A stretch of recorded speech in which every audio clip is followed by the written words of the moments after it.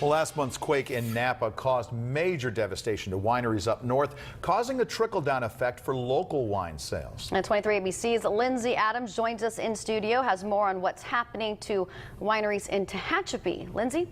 Yeah, Aaron and Mike, even though that quake could be felt as far south as San Jose, the one that hit Napa, owners in Tehachapi vineyards are nervous because that same fault line, it runs right through their city. You can see it right there. That's the White Wolf fault line. It's an offset of the San Andreas fault line that runs all the way through California, and that was also the one that hit Napa.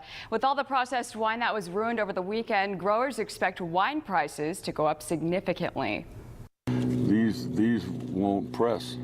You squeeze them and there's nothing in them. There's no question that when supply is diminished and demand goes up, you're going to see the price go up. Bob Souza owns Souza Family Vineyards in Tehachapi, and he says the availability and price of wine will be impacted in the next 6 to 12 months. When and how much, hard to say.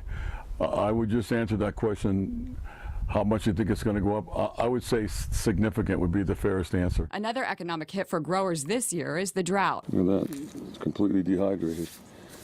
This whole plant is going to be non-productive. Souza says that it wouldn't take a very large earthquake to make a difference in the irrigation system. Those of us who have wine in barrels and bottles and cases, in some cases vats, at various stages of fermentation and processing.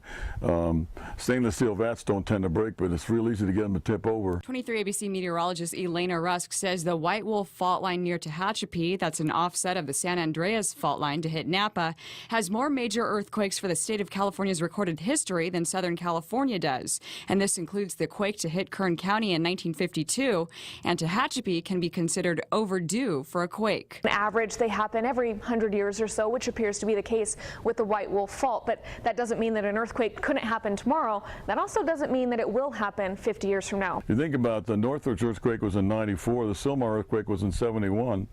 They're 20 years apart. We're due right now. And coming up, I'll go into detail about what could happen to wineries if even a small earthquake were to hit Tehachapi. Back to you guys.